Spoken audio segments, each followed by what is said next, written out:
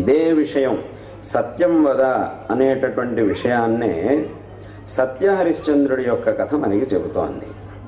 సత్యహరిశ్చంద్రుడు ఆయన ఎంత గొప్పవాడు. ఇవాల్టి రోజున మనం సత్యహరిశ్చంద్రుడి పేరును ఎంతో గౌరవంతో పలుకుతాం. ఆయన సత్యస్వరూపుడు. ఒకసారి దేవతల యొక్క సభలో సప్తఋషులందరూ కూర్చొని ఉన్నప్పుడు వాళ్ళందరూ ఒక వాదన వచ్చింది. అందరూ అనుష్ఠానం చేయదగినటువంటి ధర్మం ఏదీ లేదు ఈ ప్రపంచంలో. ఉన్నా కానీ ఎవడు ధర్మాన్ని అనుష్ఠానం చేసేవాడు లేడు. అందరూ సంపూర్ణంగా ఒక ధర్మాన్ని దృఢంగా ఆశ్రయించి అనుష్ఠానం చేసేవాళ్ళు ఎవరు లేరు ఈ ప్రపంచంలో అని వాళ్ళలో ఒక వాదన వచ్చింది. అప్పుడు వశిష్ఠ మహర్షి చెప్పారు, అందరూ అనుష్ఠానం చేయదగినటువంటి ధర్మం ఒకటి ఉంది అని చెప్పారు. ఏమిటా ధర్మం అంటే సత్యం. ఈ సత్యాన్ని ఎవరైనా అనుష్ఠానం చేయాలి. సత్యకథనం వీడే సత్యం చెప్పాలి, వీడే సత్యం చెప్పకూడదు అనేటటువంటి నియమం ఏమీ లేదు. ప్రపంచంలో ఉండే అందరూ అనుష్ఠానం చేయదగినటువంటి ధర్మం ఏది అంటే సత్యం. అప్పుడు విశ్వామిత్ర మహర్షి అన్నట్ట, అదంతా ఎక్కడ కుదురుతుంది? ప్రతివాడు ఏదో ఒక సందర్భంలో అబద్ధం ఆడతాడు. ఖచ్చితంగా ఏదో అబద్ధం ఆడాల్సిన సందర్భం రానే వస్తుంది. కాబట్టి సత్యాన్ని కూడా అంత దృఢంగా అనుష్ఠానం చేసేవాడు ఎవడు లేడు ఈ ప్రపంచంలో అని అన్నారట. అది కూడా కష్టమే, దాన్ని అనుష్ఠానం చేయడం కూడా చాలా కష్టం అని అన్నట్టు విశ్వామిత్ర మహర్షి. అప్పుడు వశిష్ఠ మహర్షి చెప్పారు, నా శిష్యుడు ఉన్నాడు సత్యహరిశ్చంద్రుడు. ఇప్పటి వరకు వాడు అసత్యాన్ని ఆడలేదు, ఆడడు కూడా. ఎట్టి పరిస్థితి వచ్చినా కూడా అసత్యాన్ని పలకడు నా శిష్యుడు సత్యహరిశ్చంద్రుడు. మీ శిష్యుడు కాబట్టి వాడి మీద మీకు అంత అభిమానం ఉంది కాబట్టి వాడిని అంతగా పొగుడుతున్నారు. వాడు కూడా ఏదో సందర్భం వస్తే అబద్ధం చెప్తాడు వాడు కూడా అన్నాడు విశ్వామిత్ర మహర్షి. చెప్పడు అని అన్నారు. అప్పుడు విశ్వామిత్ర మహర్షి ఒక ప్రతిజ్ఞ చేశారు, నేను చెప్పిస్తాను వాడి చేత ఒక అబద్ధాన్ని నేను ఆడిస్తాను. ఏమైనా చేసి మీ శిష్యుడి చేత నేను ఒక అబద్ధాన్ని ఆడిస్తాను. ఆడిస్తే ఏమిటి పందెం అని అడిగాడు. అప్పుడు వశిష్ఠ మహర్షి చెప్పారు, నా శిష్యుడు గనక అబద్ధం ఆడితే నేను ఈ వేదములను ఆచారాలను అన్నిటినీ వదిలేసి, ఈ బ్రాహ్మణత్వాన్ని వదిలిపెట్టేసి, యాగాలన్నిటినీ వదిలిపెట్టేసి భ్రష్టుడనైపోతాను. ఒకవేళ నా శిష్యుడు గనక అబద్ధం చెబితే ఇక నేను ఈ వైదిక జీవనానికి నేను స్వస్తి చెప్పేస్తాను, అన్నీ వదిలేస్తాను అని అన్నాడు. చాలా పెద్ద ప్రతిజ్ఞ చేసేసాడు వశిష్ఠ మహర్షి.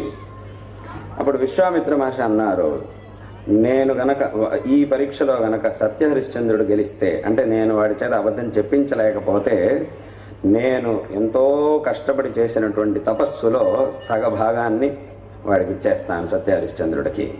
అలాగే 14 మన్వంతరాల కాలం సత్యహరిశ్చంద్రుడిని ఇంద్రుడి సింహాసనంలో కూర్చోబెడతాను ఇంద్రుడితో పాటు అని ప్రతిజ్ఞ చేశాడు. ఇట్లాంటి ఇద్దరు బ్రహ్మాండమైన ప్రతిజ్ఞలు చేశారు. ఆ తర్వాత విశ్వామిత్ర మహర్షి ఈ భూలోకానికి వచ్చి ఎంతో ప్రయత్నం చేశాడు. సత్యహరిశ్చంద్రుడి చేత ఎట్టాగైనా అబద్ధం చెప్పించాలి అని ఎన్నో రకాలుగా ప్రయత్నం చేశాడు. ఒక్క చోట కూడా సత్యహరిశ్చంద్రుడు అబద్ధం చెప్పలేదు. సత్యం కోసం రాజ్యాన్ని వదిలిపెట్టేశాడు. తాను చక్రవర్తి, మొట్టమొదట రాజ్యం మొత్తాన్ని ఇచ్చేశాడు, రాజ్యాన్ని కోల్పోయాడు. చివరికి తన భార్య అయిన చంద్రమతీదేవిని కూడా ఒక దాసీగా ఎవరికో అమ్మేయాల్సిన పరిస్థితి వచ్చింది. ఇంకొకటి, తాను కూడా ఇంకొకడికి అమ్ముకొని తాను ఇంకొకడికి దాసుడయ్యి జీవనం గడపాల్సి వచ్చింది. ఇప్పటికీ అక్కడ కాశీకి వెళ్తే అక్కడ సత్యహరిశ్చంద్ర ఘాట్ అనే ఒక ఘాట్ ఉంది. అదే ఘాట్లో సత్యహరిశ్చంద్రుడు ఉండేవాడు అని ఇతిహాసం చెబుతారు. కాబట్టి సత్యహరిశ్చంద్రుడు తనని ఒక కాటి కాపరికి అమ్ముకొని వాడి అధీనంలో ఉంటూ తాను అక్కడ శ్మశానాన్ని చూసుకునే పని చేస్తూ ఉండేవాడు. అటువంటి పరిస్థితి వచ్చినా కూడా అసత్యాన్ని మాత్రం ఎప్పుడూ ఆడలేడు. విశ్వామిత్రుడు ఎన్నోసార్లు సత్యహరిశ్చంద్రుడి దగ్గరికి వచ్చి అన్నాడు, ఇన్ని కష్టాలు ఎందుకు పడతావయ్యా, నేను చెప్పినట్టుగా నువ్వు చెయ్యి, అప్పుడు నీ రాజ్యం మొత్తం నీకు ఇచ్చేస్తాయి, కష్టాలన్నీ నీకు పోతాయి. నేను చెప్పినట్టుగా అను, అంటే నువ్వు చేయకపోయిన దాన్ని నేను చెప్తాను, ఒక్క మాట చెప్పేయి, అప్పుడు నేను మొత్తం నీకు ఇచ్చేస్తాను, నీ రాజ్యం మొత్తం అన్నీ నీకు వాపసు ఇచ్చేస్తాను, నువ్వు చక్రవర్తి అయిపోవచ్చు.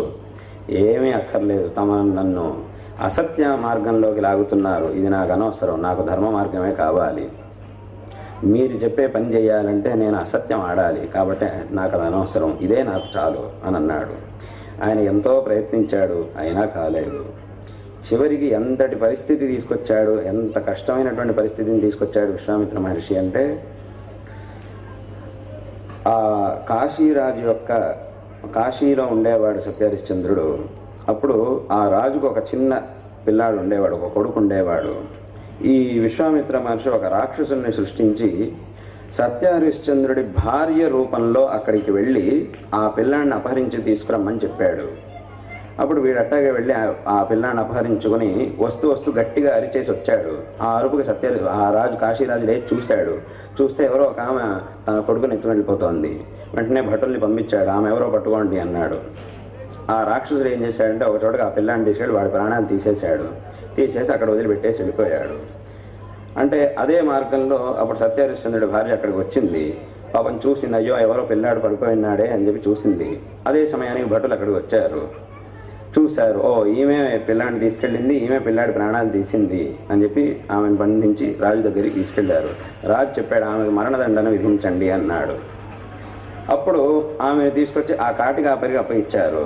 ఆ కాటికాపరి తీసుకొచ్చి సత్యహరిశ్చంద్రుడికి అప్పగించాడు. ఎవరో ఒక ఆమె రాజుగారి కొడుకును అపహరించి వాడిని చంపిందిట, వాడికి మరణదండను విధించాలి అని రాజుగారు ఆజ్ఞ చేశారు, ఆమెను తీసుకొచ్చాను, ఆ పని నువ్వే చెయ్యాలి అని చెప్పి చూపించాడు. చూస్తే తన భార్యే.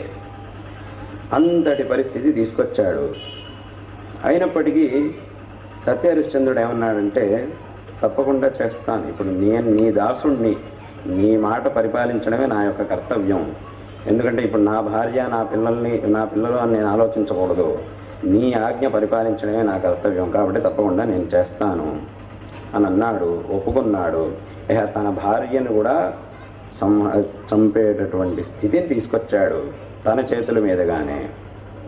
అప్పుడు విశ్వామిత్ర మహర్షి అనుకున్నాడు, వీడి చేత అసత్యం ఆడించడం అనేది అసాధ్యం, నేనే ఈ పందెంలో ఓడిపోయాను అని వెంటనే అక్కడికి వచ్చి వాడప్పటికే ఆవిడ్ని చంపబోతున్నాడు. అప్పుడు విశ్వామిత్రుడు వచ్చి ఆయన్ని ఆపాడు సత్యహరిశ్చంద్రుడిని. వద్దు, ఇదంతా ఇలా చెయ్యకు, ఈ పందెంలో నేను ఓడిపోయాను, నేను నా పరాజయాన్ని ఒప్పుకుంటున్నాను, నేను నా పరాజయాన్ని ఒప్పుకుంటున్నాను అని అన్నాడు. అప్పుడు వశిష్ఠ మహర్షి అక్కడికి వచ్చారు. ఎంతో సంతోషించారు, తన శిష్యుడి యొక్క ధర్మనిష్టను చూసి ఎంతో సంతోషించారు. నేను ఆ రోజు ఇదే మాట చెప్పాను, ఎన్ని కష్టాలు వచ్చినా నా శిష్యుడు సత్యహరిశ్చంద్రుడు అసత్యాన్ని పలకడు, వాడు సత్యాన్ని వదిలిపెట్టడు అని ఆ రోజే నేను చెప్పాను. నా శిష్యుడు నా మాటను నేను వాడు నిలబెట్టుకున్నాను, వీడు నా శిష్యుడు సత్యహరిశ్చంద్రుడు అని అన్నాడు. అప్పుడు విశ్వామిత్ర మహర్షి, స్వామి నా పరాజయాన్ని నేను ఒప్పుకుంటున్నాను, నేను ఎలాగైతే మాట ఇచ్చానో నా మాట ప్రకారంగా నా తపస్సులో సగం శక్తిని ఆయనకి ఇచ్చేస్తున్నాను, సత్యహరిశ్చంద్రుడికి ఇచ్చేస్తున్నాను అని ఇచ్చేశాడు. అంటే విశ్వామిత్రుడి తపస్సు అంటే అది ఎట్లాంటిది, అది సాధారణమైన తపస్సు కాదు, ఆయన ఎంతో కఠోరమైనటువంటి తపస్సు చేశాడు. ఇంకొక స్వర్గాన్నే సృష్టించాడు, ఇంకొక ఇంద్రుణ్ణి కూడా సృష్టించాడు, అంత శక్తి అయింది విశ్వామిత్ర మహర్షి యొక్క తపశ్శక్తి. సహస్ర యుగాలు ఆయన సంవత్సరాలు ఆయన తపస్సు చేసి ఎంతో తపస్సును సంపాదించాడు. అటువంటి ఆ శక్తిలో సగం శక్తిని సత్యహరిశ్చంద్రుడికి ఇచ్చేశాడు. ఆ తర్వాత సత్యహరిశ్చంద్రుడు ఈ భూమండలంలో ఉండి ఎన్నో వందల సంవత్సరాలు దీన్ని పరిపాలించి తదనంతరం ఇక్కడి నుంచి స్వర్గానికి వెళ్ళి ఇంద్రుడి యొక్క అర్ధాసనంలో కూర్చున్నాడు. ఇంద్రుడి ఆసనంలో ఇంద్రుడితో పాటు కూర్చున్నాడు. అటువంటి శక్తిని, అటువంటి ఫలాన్ని విశ్వామిత్ర మహర్షి ఆ సత్యహరిశ్చంద్రుడికి ఇచ్చాడు. కాబట్టి వేదంలో సత్యం వద అనుంది, సత్యాన్ని పలికితే ఏమవుతుంది, పలక్కపోతే ఏమవుతుంది అనే ప్రశ్నలకు అక్కడ సమాధానం లేదు. దానికి సమాధానం ఎక్కడుంది అంటే పురాణంలో ఉంది. సత్యహరిశ్చంద్రుడి యొక్క ఉపాఖ్యానంలో దీనికి సమాధానం ఉంది. నువ్వు సత్య మార్గంలో ఉంటే అప్పుడు హరిశ్చంద్రుడిలాగా కీర్తిమంతుడు అవుతావు, ఆయనలాగా శ్రేయోవంతుడు అవుతావు. కష్టాలు వస్తాయి, కానీ నిన్ను పరీక్షించడానికి వస్తాయి అంతే, నిన్ను బాధ పెట్టడానికి కాదు. కష్టాలు సత్య మార్గంలో ఉండేవాడికే వస్తాయి. కానీ ఆ కష్టాలన్నీ కూడా నిన్ను పరీక్షించడానికి, నీ సత్యనిష్టను పరీక్షించడానికి. కాబట్టి లోకంలో కూడా మంచి వాళ్ళకి కష్టాలు వస్తాయంటే ఎందుకు వస్తాయి? వాళ్ళకు ఉండేటటువంటి ధర్మనిష్టను పరీక్షించడానికి, వాళ్ళకి తతోపి ఉత్తమమైనటువంటి ఫలాన్ని ప్రసాదించడం కోసం భగవంతుడు కష్టాలను ఇస్తాడు. భగవద్భక్తులుగా ఉన్న వాళ్ళకి ఎన్నో కష్టాలు వస్తాయి, ధర్మ మార్గంలో వెళ్ళేవాడికి ఎన్నో కష్టాలు వస్తాయి. ఎందుకు వస్తాయి అంటే వీడికి కష్టాన్ని ఇస్తే వీడు ధర్మ మార్గంలో ఉంటాడా, దాన్ని వదిలిపెడతాడా, కష్టాలకు భయపడి వీడు ధర్మాన్ని వదిలిపెడతాడా, లేకపోతే అదే మార్గంలో ముందుకెడతాడా అనే దాన్ని చూడడం కోసం భగవంతుడు అలా కష్టాలను ఇస్తాడు. వాడు ధైర్యంగా ఎన్ని కష్టాలు వచ్చినా నా ధర్మాన్ని నేను వదిలిపెట్టను అని ఉంటే వాడికి మంచి ఫలాన్ని ప్రసాదిస్తాడు, సత్యహరిశ్చంద్రుడికి ప్రసాదించినట్టు.